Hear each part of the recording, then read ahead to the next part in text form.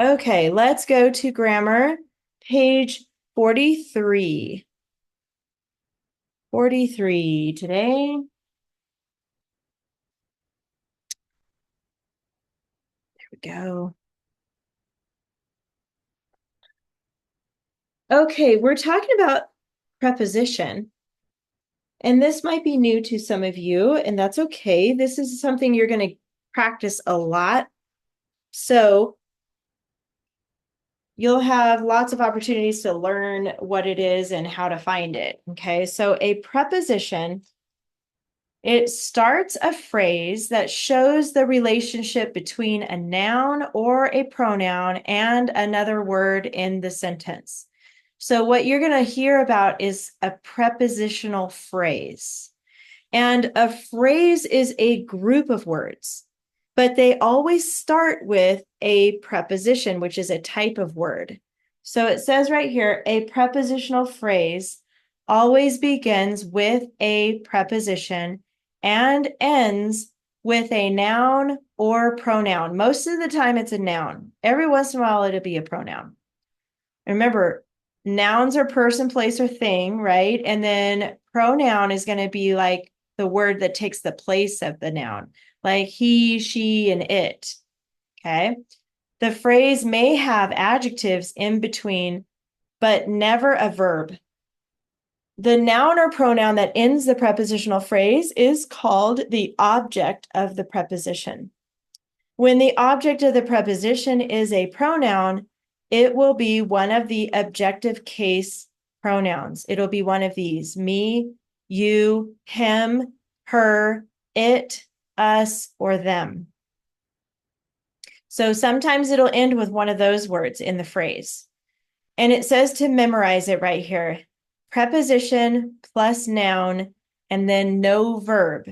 So in a prepositional phrase, you will not see a verb at all. Okay, you'll see a noun, but not a verb. So to find it, it says use the list below to find the prepositions in the sentence. Once you find a preposition, ask what? To identify the noun or pronoun that ends the prepositional phrase. And then to mark it in this book, you're going to underline each prepositional phrase, start the line under the preposition, and end with the noun. All right, do you guys see? I'm going to have you jump down here to the bottom really quick next. These are all of the prepositions. These are the words you're going to look for. They're in alphabetical order here. So the words are aboard, about, above, according to, across, after, against, along, amid, among, around, as, at, because of, before, behind, below, beneath, beside, besides, between, beyond, by, concerning, despite, down, during, except, for, from, in, inside, instead of, into, like, minus, near, of, off, on, and onto, opposite, out, outside, over, past, regarding, since, through, throughout, to, toward, under, underneath, unlike, until, unto, up, upon, with, within, without. Phew! That was fast, huh? So when you're looking for one of these phrases, they're going to start with one of these words. I just wanted to read them to you so you know what they were. I will give you this clue, though. A lot of times they're the short words. They're the small words, like as is a really popular one, or in. Those you'll see a lot, or with. So look back up here at this example. It says, after breakfast, the soldier with the magical brass horn walked over the bridge. Notice the first two words are underlined, after breakfast. That's because after is here. You see it on the list? It's in that first column right there. It's a preposition, so it starts the phrase, and then breakfast is a thing, so that's the noun. After breakfast is the prepositional phrase. And then look at with the magical brass horn. Look for with. It's right here on the last column, with. So that starts that phrase, and it stops on the word horn, which is a noun. And then over the bridge. Can you see the word over on your list? Yeah, I see you nodding. That's good. Did you find over? It starts with an O. Give me a thumbs up when you see it. Okay, I see that. Over. Look at this list down here. Over. Oh, yeah, you found it, Malia? Megan, did you find it? Yeah, good. Okay, so over is right here. And that's a preposition. So it starts the phrase and then it stops on a noun, and the noun is bridge. So over the bridge is a prepositional phrase. How many of you have a Post-it note near you? You know what those are? They look like this. They should be with your supplies. Do you guys have these with you? I forgot to get it. It's I okay. didn't know I need it. These are good to have because sometimes we use them with our stuff because this is one of the supplies you'll need. So yeah, go ahead and get it. I'm going to have you mark this page, okay? So you can take off one of them, just peel it off, and then you're going to turn it upside down after you open it. I know you're opening yours, Abby. It's okay. It's hard to open sometimes. Got it?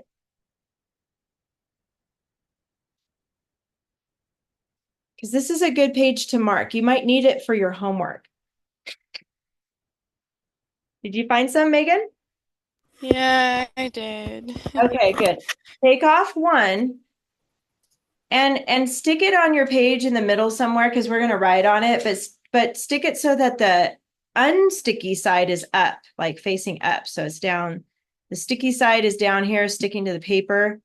And this part that's not sticky is here. And then I want you to copy that word preposition, but I want you to put an S at the end. So it's going to say at the very top of your sticky right here, prepositions. This is the side that's not sticky, okay? So you're basically doing it upside down. And copy that word prepositions on there.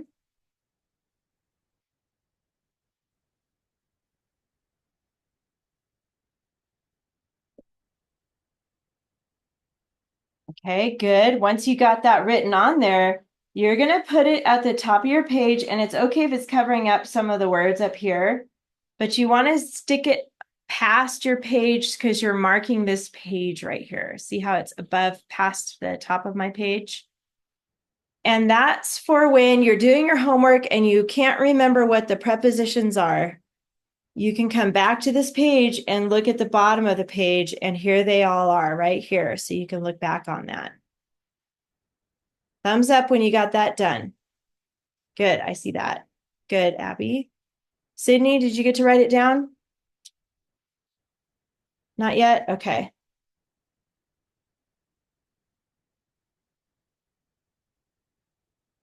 So you want to put it at the kind of upside down so it's not on the sticky side.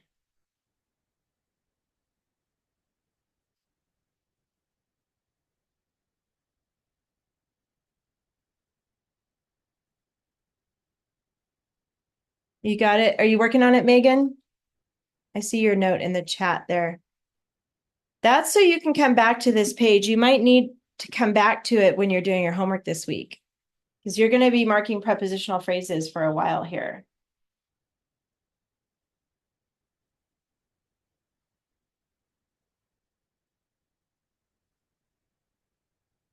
Okay. Got it, Sydney? Megan, you got it? Okay, good. Yay. Let's go to the practice page then, right here. Does anybody feel like reading it today? Okay, let's see. Megan, how about you read it today? Okay. At the end of the summer, they took their three gifts with them and visit a neighboring king. Yes, that's a weird word, huh? Neighboring. Yeah, Yeah. Do you see the word neighbor? never heard that word before. Not like that, huh? You've probably heard neighbor before. Yes, I I, thought we were neighbor so before. you can probably guess what neighboring king means. What do you think that would mean, Megan? Neighboring king. Like have neighbors. Yeah, like the king is the neighbor. So the king lives nearby, basically, because your neighbors live near you, right? They're next door to you or maybe across the street from you. Yeah. So a neighboring king is going to be somebody that lives in the neighborhood or lives nearby. Okay, good. So let's put a check there. There are three articles. Remember, those are a, an, and the. Go ahead and find those by yourself and label those.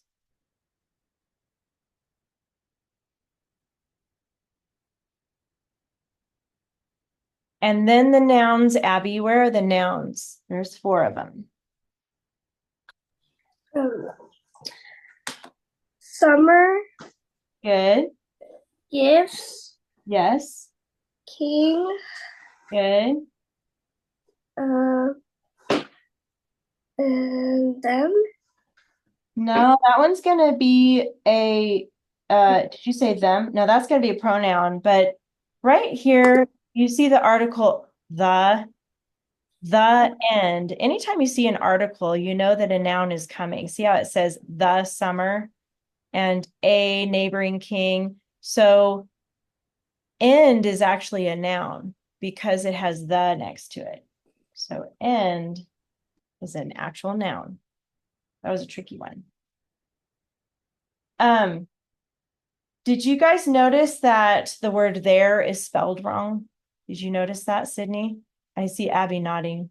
Sydney, how should we spell there? This is the wrong one. P-H-E-I-R. Good, perfect. So Sydney, now that we fixed that, go ahead and fix that. And then where are the pronouns?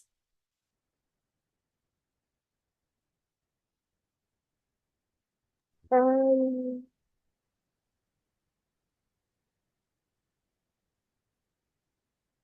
Going to be plural pronouns. So it's talking about more than one person. So it could be words like they and them.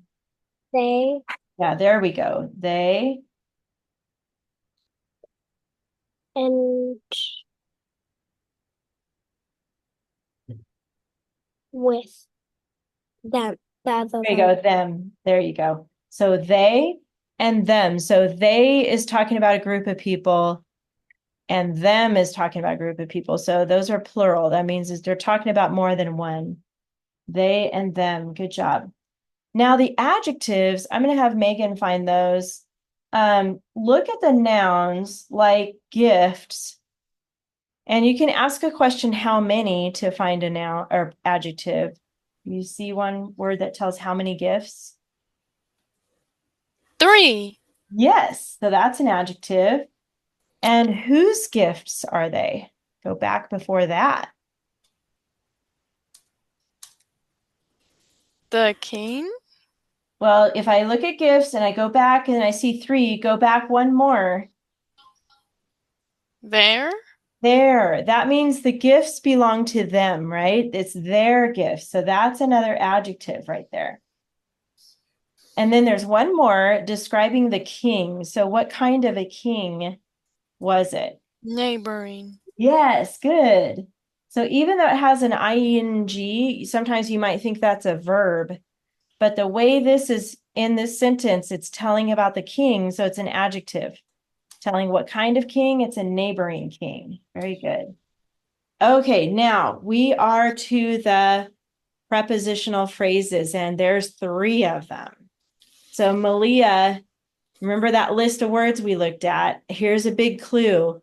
Look for a word that doesn't have a label on it yet. So you've got at doesn't have a label, of doesn't have a label, took, with, and visited.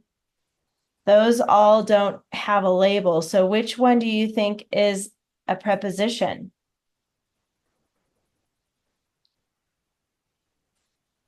And you can look back on that page if you need to.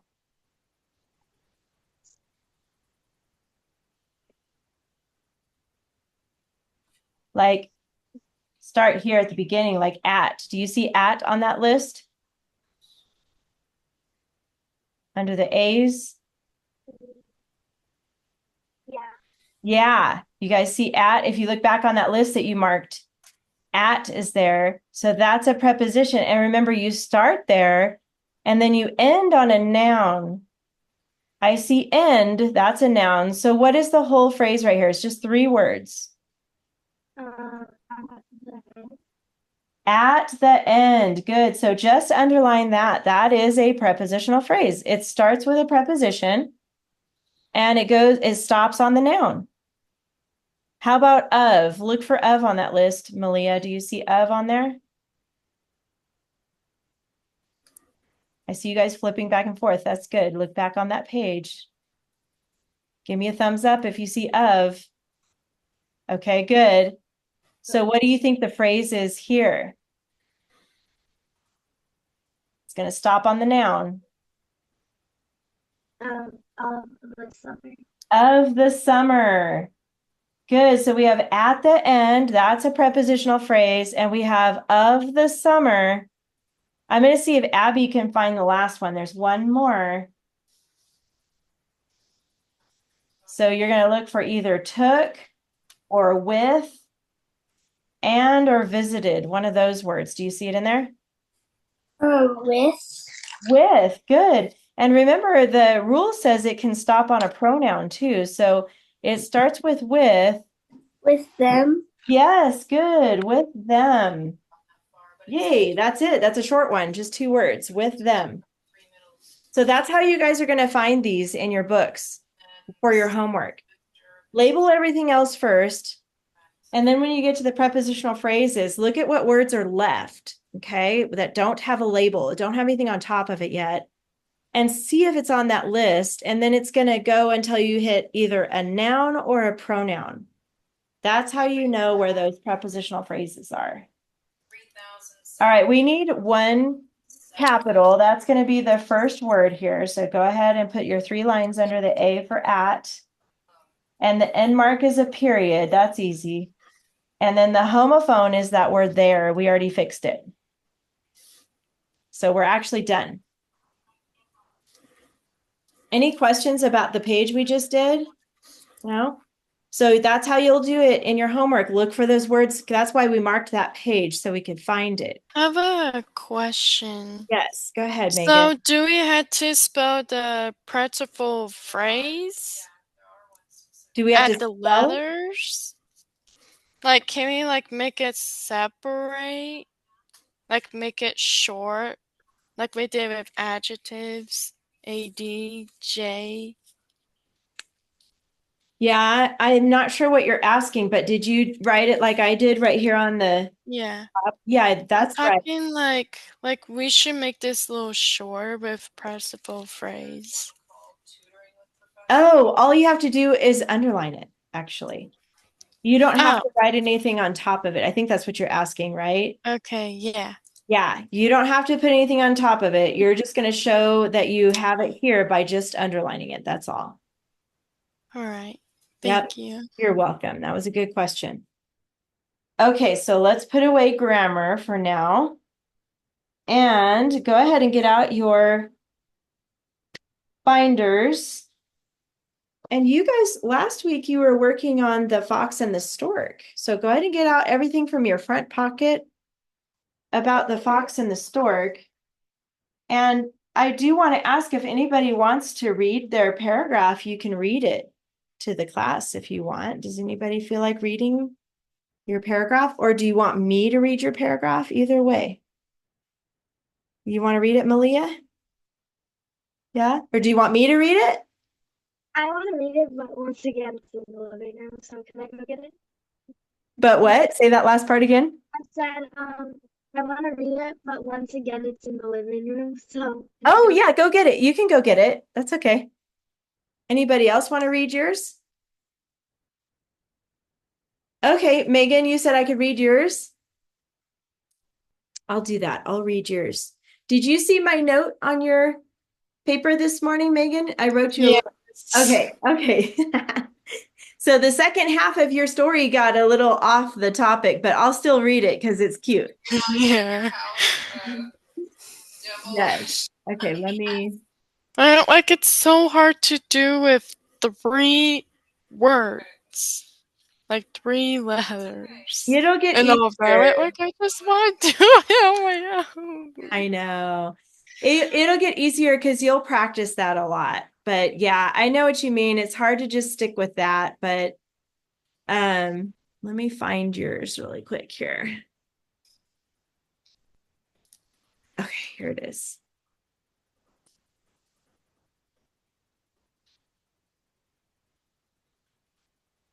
Okay.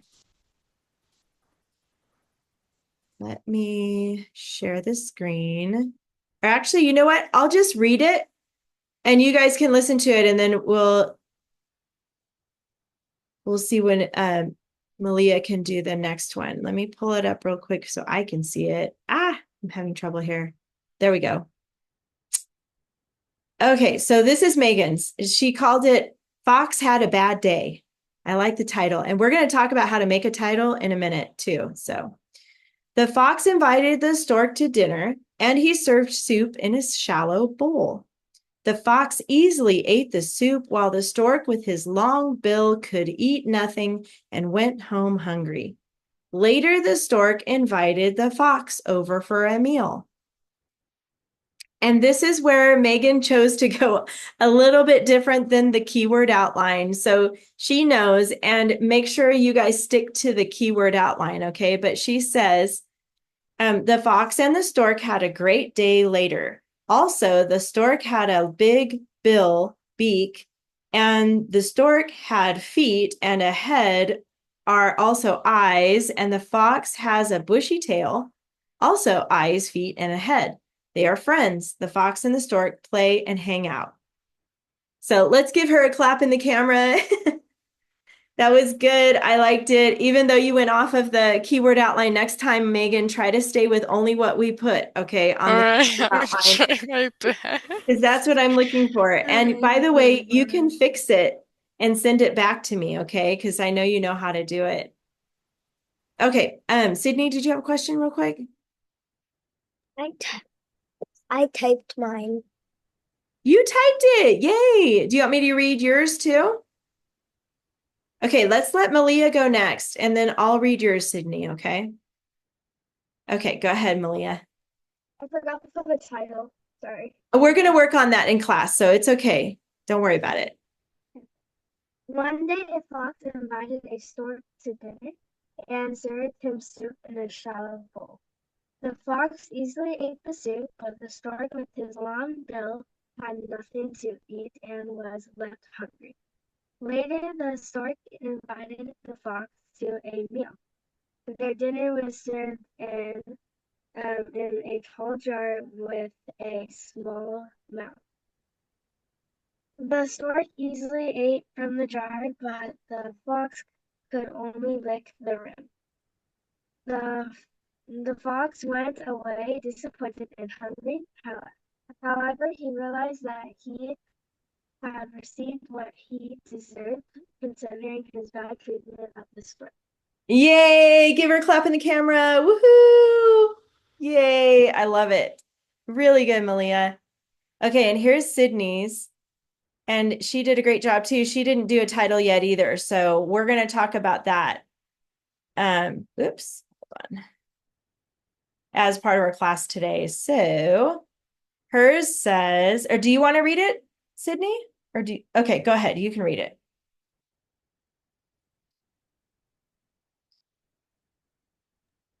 The fox invited the stork to dinner and served soup in a shallow bowl. The fox easily ate the soup while the stork with his long bill could eat nothing and went home hungry. Later, the stork invited the fox over for a meal and served mincemeat in a tall jar. With the stork's long bill, he could eat easily, but the fox had a small mouth and could only lick the rim. The fox was disappointed, and for all of supper, he was always hungry. Soon he realized he deserved the bad treatment. Nice. Give her a clap in the camera. Good job, Sydney. Woohoo! Okay, so one thing we're going to talk about is the ly adverb. And we have that on our checklist. So what I want you guys to do really quick is look at the checklist. It's in your stack of papers from, from the front pocket of your binder, and I'll show you what it looks like. It's called a checklist, has little boxes on it. Yeah, that's the one, Malia. Right here. This is something really important that you need to have with you when you go to write your paragraph, because this tells you what you need to include. By the way, this is how I grade your homework too. So notice the very first box says name and date in the upper left-hand corner. So all of you did that. So that was good. You can put a check in that little box right there. And then the second one says composition double spaced, and all of you did that. So you can put a check in that box because you double spaced it. That was good. So remember, when you're using this during your homework time, after you do it, then you put a check there, not before, because it's just like in grammar. After we find all the nouns, then we put a check by it. Same type of thing. This is for your writing. But look at the third box. The title centered and repeats 1 to 3 key words from your final sentence. So I want everybody to look at your final sentence of your paragraph, the very, very, very last sentence. And I want you to look for a key word, 1 to 3 keywords. So it could be 1 keyword, it could be 2 keywords, or 3 keywords in your final sentence. Something about how the fox got what he deserved. If you look at your last sentence, because of the bad treatment, his bad treatment of the stork, something like that. And I want you to pick 1 or 2 or 3 of those words and make your own title for your paper. I know that I think Megan had a title, so you picked a title. Sydney, look at your last sentence, and Malia, can you think of a new title for your paper? And Abby too. Do you have your paragraph done, Abby, by the way? Not yet. Okay, so don't worry about it. Next, when you get it done, you can pick a title for yours, okay? So don't worry about it. How about Sydney and Malia? Can you think of a good title for your paper? So look at that very last sentence and use one of those words. It could be something like, go ahead, Sydney. It looks like you found one or thought of one. Stork and the Hungry Fox. I like it. Stork and the Hungry Fox. That's a great title. Go ahead and write that down so you can type it in later, okay? Write that down somewhere so you don't forget. Malia, how about you? Maybe the stubborn fox. The Stubborn Fox. I like it. That's a clever one. The Stubborn Fox. Write that down somewhere so you can remember to add it to your paper. So you probably have the word fox in your last sentence, right? That's all you need to do is make sure you have at least one of those words in your final sentence. Okay. And then this is what I need everybody to do too. I know, Abby, when you get done with your paper, then you can add this too. But look under where it says dress ups. And do you see in parentheses it says underline 1 of each? Well, we only have 1, and we only have 1 paragraph for this. So what I want you to do, and I think we have one already in there. Did you guys use the word easily in your paragraph? Easily? I think everybody did. I see that, Megan. If you have the word easily and you have your paragraph in front of you, go ahead and underline that. If you typed your paragraph and it's on the computer, you can add that later. I want you to, do you know how to underline on the computer, Sydney? No? So you're going to need to ask your mom to help you with that. It's pretty easy. But ask her to, how do you underline something, and she'll show you and it'll be easy. So you're going to underline that ly adverb, and most of us, I think we all use the word easily. So you're going to find that and underline it. And then everything else on your checklist is regular stuff here. You have capitalization, making sure you capitalize your words, end marks, making sure you remember your periods. And then this one that says complete sentences, does it make sense? The best way to know if it makes sense is to read it to somebody. So your mom, your dad, grandma, grandpa, aunt, uncle, brother, sister, or even your dog, if everybody's busy. Go find your dog and read it to your dog or your cat or your bird or whatever you have at home. Just read it out loud, because you're going to notice if you need to fix anything, you'll find it if you read it out loud with your voice. Okay. After you do that and you're like, yep, it makes sense, put a little check mark there. I do want your moms or your dads, whoever does your schooling at home, to read it too. I want them to see it too before you turn it in. Okay. All right. We're done with the fox and the stork. Abby, you'll keep this stuff in your front pocket until you finish yours. Okay. And go ahead and put this away. If you're done with your paragraph, go ahead and put this away in your finished folder or binder. And we're going to get out the next week in your binders. And that is going to be week 5. And this is what it looks like. You're going to go behind the source text tab. Remember that first tab here. This one says source text. Go to that tab. And when you turn the page, you should see week 5 camels. You're going to take out week 5 camels, and it's 4 pages. 1, 2, 3, 4 pages. Take out all 4 pages. It starts on page 39. And then you're going to get out page 41, 43, and 45. All 4 of those pages, take those out. Make sure you close up your rings when you're done. And you need a lined piece of paper, okay? Malia?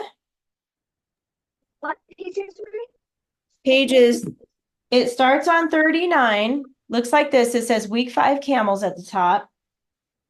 Okay, it should be after that tab that says source text tab. Do you have yours, Megan, already?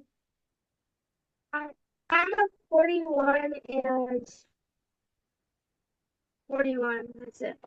Okay, you should have 39 and then 41 and then 43 and then 45. I have 40, 41, 43, and 45. I don't have 39. Okay, well, that's okay because we don't really need this page, so don't worry about it. But if you have it, go ahead and get it out. If not, that's okay.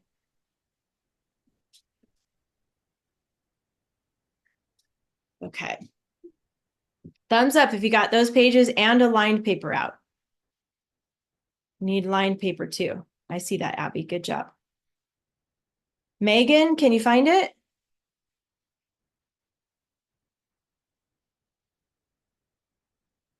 Are you okay, Megan?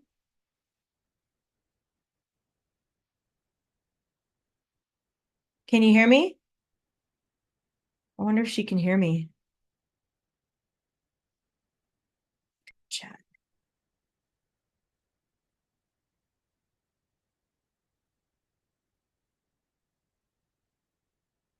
I think she's saying that everybody's muted.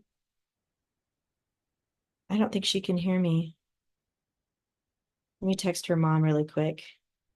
Sorry, guys. Hold on just a second. Get all that stuff ready.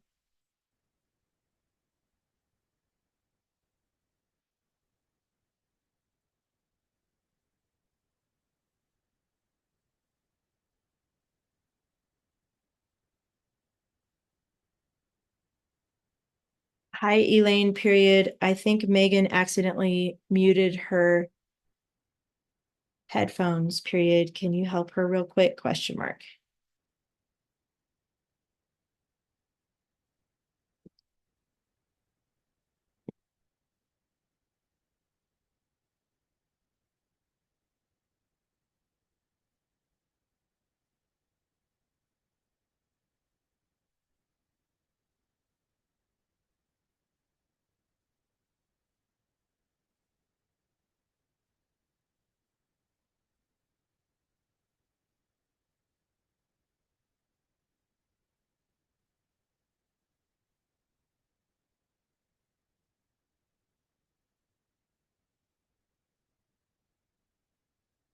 Okay, trying to help Megan here. I think she's somehow muted herself. Okay. I'm going to keep going. I messaged her mom, so hopefully she can help her.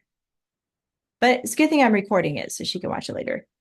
All right, so we got camels. We're going to learn about camels this week. They're interesting animals, for sure. Did you figure it out, Megan? No, not yet. Okay, so let's go to this page first. It's page 43. We're going to add another dress up to our writing. Can you hear me, Megan? Yeah. Okay, I think good. I knew You're on back. my computer by accident. I was like, Oops. uh-oh. I was confused. That's okay. You're okay now. We're going to add a who, which clause to your dress up list now. And this is a practice page. This is page 43. It should be in that stack you just took out of your binders.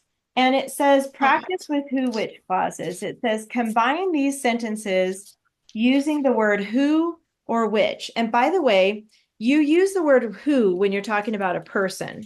And you use What the page word, is it at? this is page 43. Okay.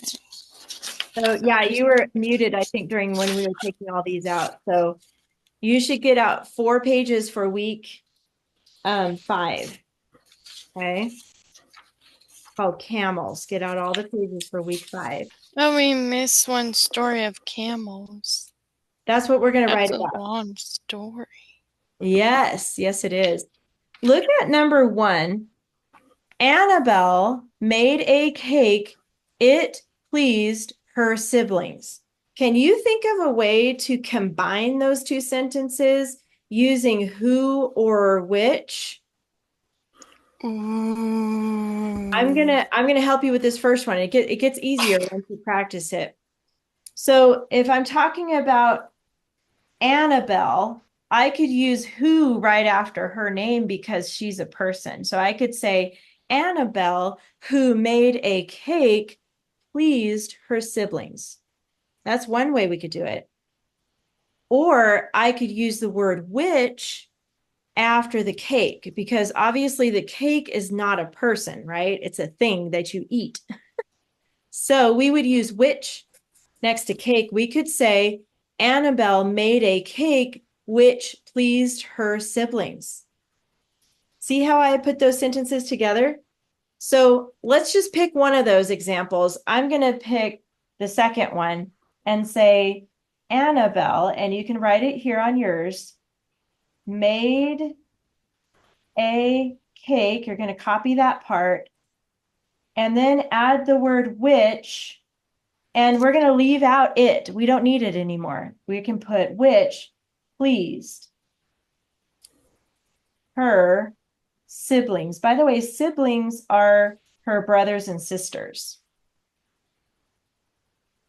That's what siblings means. So we have Annabelle made a cake which pleased her siblings. I choose who. Okay, you can write that one if you like that one better. That's fine. Let's look at number 2, or I'll give you a minute to write that down. All right, I'm into number 2 now.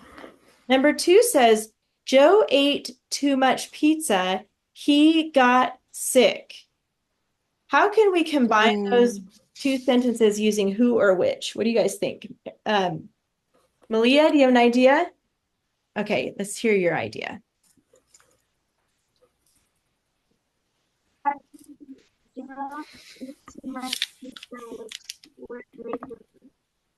Which made him sick? Is that what you said? Yeah. That was good because you changed it a little bit and it makes sense the way you did it. So her sentence says, Joe ate too much pizza, which made him sick. That was good, Malia. Can anybody think of a way to combine the sentences with who? Abby, what do you think? Joe, who ate too much pizza, got sick. Yes, good job. So you guys can pick which one you want to write. Either one of those sentences. I'm going to put Joe, who ate too much pizza, got sick.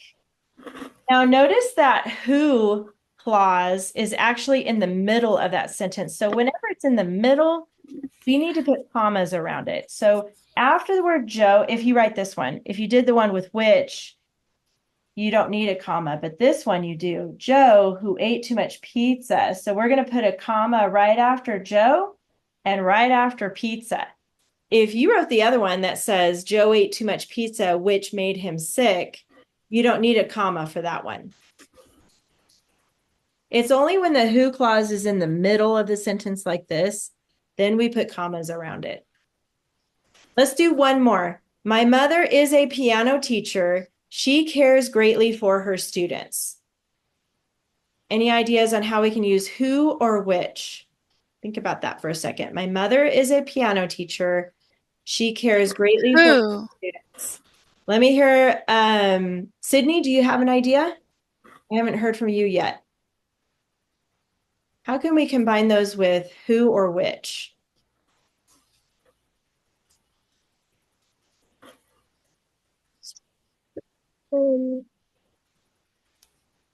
Her mother is a piano teacher. She really cares for her students. Yes, did you say who cares for her students? Is that what you said? Yes, okay, that's correct. Good job. That's a good one, Sydney. My mother is a piano teacher who cares greatly for her students. Malia, do you have one? That's what I was going to say. Okay, there's another one you could do. You could say, my mother, who is a piano teacher, cares greatly for her students. That one works too. Either way, so go ahead and write one of those down. I'm going to put this one. My mother is a piano teacher who cares greatly for her students. No, it isn't. I texted Wait. your Megan. You text my mother. That's why I was confused. But you figured it out in the meantime, so yeah, I already figured out. you're good. Sorry, Mom. Mom. I probably confused your mom. Yeah, Anyway, we're going to skip 4 and 5 because we want to have time to get started on our story. So skip down here to the bottom. It says, indicate if the following are complete with a C or incomplete with an I sentences. Look at number 1. I have a special pen which I use for writing poetry. That sounds good. That is a complete sentence, so you can put a C on that line. Look at number 2, though. This one's different. It says, my father, who loves hiking and hunting. It feels like you need more information, right? Because it kind of leaves us hanging. Okay, we know he likes hiking and hunting, but then what? So this is not a complete sentence here. And here's how you know. Whenever you have a who clause, it has a verb with it, but it steals the verb from the rest of the sentence. So you have to have a second verb after the clause. You can't just stop with the verb in the clause. You have to have another one later. So really it should say something like, my father, who loves hiking and hunting, went on a trip with his friends. Went on a hunting trip with his friends. Or my father, who loves hiking and hunting, found a deer. So you need another verb here. So this is actually incomplete. Go ahead and put an I here for this one. Number 2 is incomplete. It's not a good sentence. It needs more here because we need another verb. Look at the last one. I met a man who said he could eat a horse. That's a saying, by the way. People don't really eat horses. It's a saying. It just means you're so hungry you could eat a horse, like you could eat a lot, right? But it is a complete sentence because we have met, I met a man, that's the verb there, and then who said he could eat a horse. So we have plenty of verbs here. So this is a complete sentence, even though it's a weird one. All right, Now I want you to look at the story Camels. And I heard Megan say it earlier. This is a long story. This is the longest one we've had so far. Did you notice it's 2 paragraphs long? Normally we have stories that have only 1 paragraph. This one has 2. So what I'm going to do first is read it. And then we're going to make a keyword outline and we're going to do 2 parts of it. So what I'm going to do today is actually just read the first paragraph. And then next week we'll read the second paragraph. We're going to break this up into two weeks here. Yeah, that'll make it shorter. Yeah. So it says right here, there are 3 types of camels. The most common is the one-hump Arabian camel, also called the dromedary. The dromedary has been domesticated for thousands of years. That word domesticated means not wild, like they're nice, they're tame. It is found in northern Africa, throughout the Middle East, and in parts of Australia. A second species is the Bactrian camel. It has 2 humps on its back. Also domesticated, it is found mainly in the rocky deserts of Central and East Asia. The third species is the wild Bactrian camel. It lives in remote regions of the Gobi Desert. Only about 1,000 wild Bactrian camels remain, and they are considered critically endangered. Do you guys know what that means, critically endangered? Have you heard that before?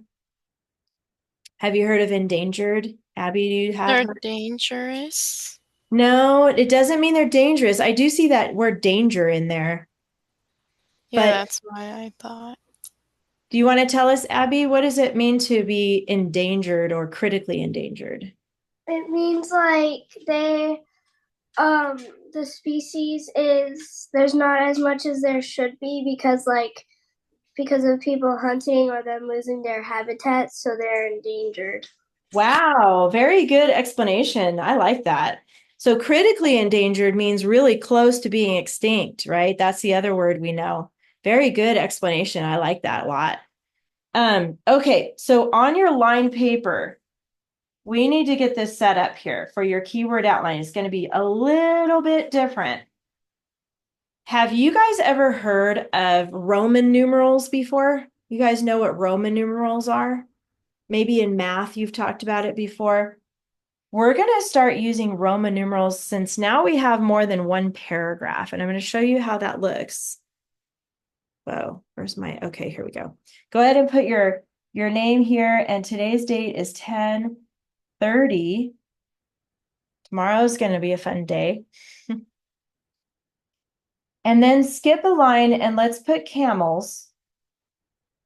And KWO, we're going to label our paper like that.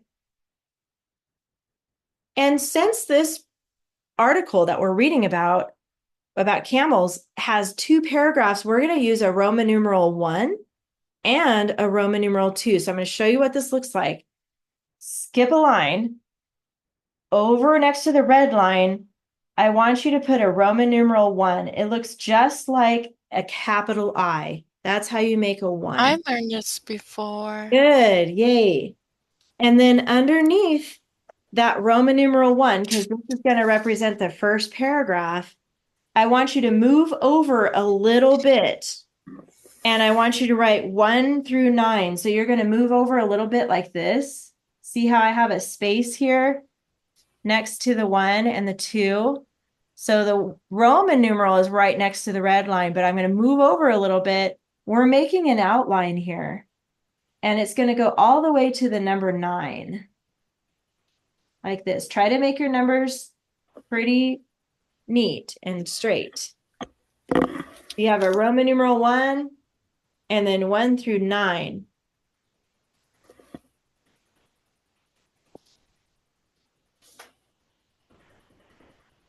And then we're going to get Roman numeral 2 ready because we're not going to do it yet because we're going to save that for next week. We're running out of time. So you're going to skip a line past the 9, skip that.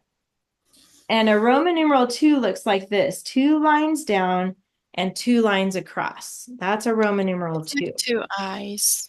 Two I's next to each other. And then you're going to do again 1 through 9. So move over a little bit, just like you did up above there.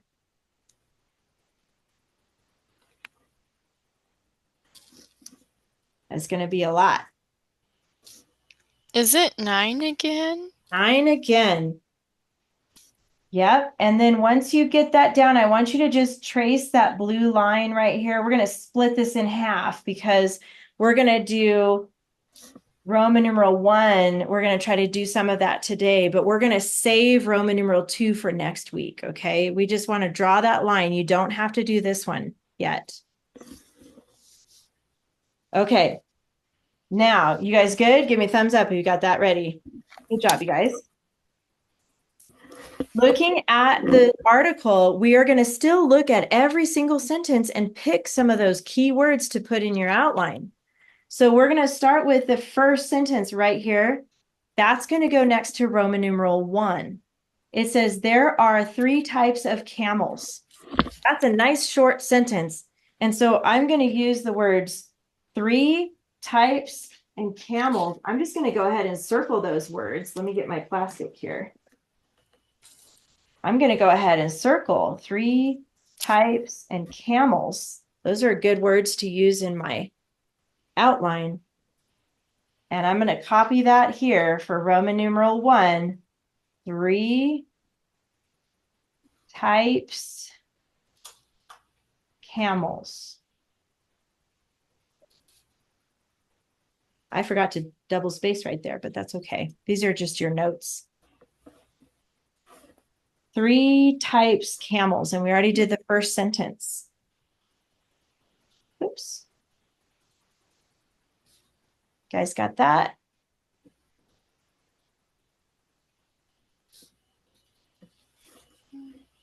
Okay. Now we're going to look at the second sentence, and it says, the most common is the one-hump Arabian camel, also called the dromedary.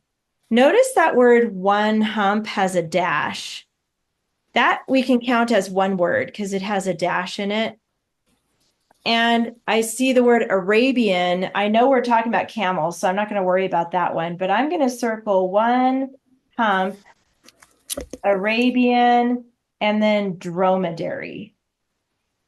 So you can still underline other keywords if you need to as you're finding these, but I'm just jumping straight to what are the most important words in the sentence. I'm just going to Same. jump right in and circle them. Okay, so now I'm going to write that here. I know I'm going kind of fast. I'm trying to catch up here. 1 dash hump, Arabian, and dromedary. That's a weird word, but that's what they're called.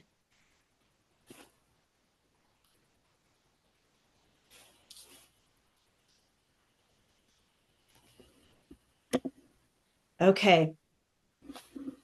So here's what you guys are going to do this week for homework. I want to see how you do finishing this keyword outline by yourself.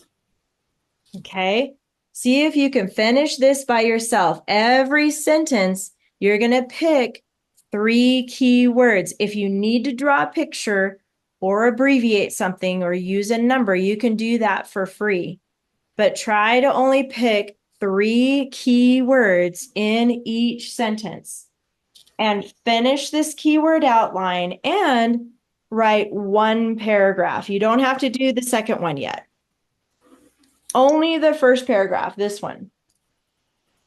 So you're going to finish writing down the keywords from the first paragraph only. Don't do this one yet. In fact, let's draw a line on your paper here. Right above where it says humans have used camels. We haven't done that yet. So draw a line because it's only going to be this top paragraph that you're going to focus on this week. Okay. Oops, that's not supposed to be there. There we go. So find those keywords in each paragraph, write them down here, and then write your first paragraph. So you won't need to give it a title yet because you're not done. So you just write the first paragraph and try to find a spot for an ly adverb and try to find a spot for a who, which clause. We'll practice those again next week, but try your best to find a spot for those. And then we'll talk more about it next week. All right, you guys, you did great. I know that was a lot at the end there. So any questions about what you're doing for homework this week? Finish your keyword outline and then write your paragraph. And Abby, if you have time, try to write your other one too. If not, do this one next and you can finish the other one later, okay? You'll get caught up eventually. It'll work out. Okay, you guys, have fun tomorrow. Happy Halloween. I'll see you next week. Bye. Bye. Have a Halloween. great week. Happy Halloween. Happy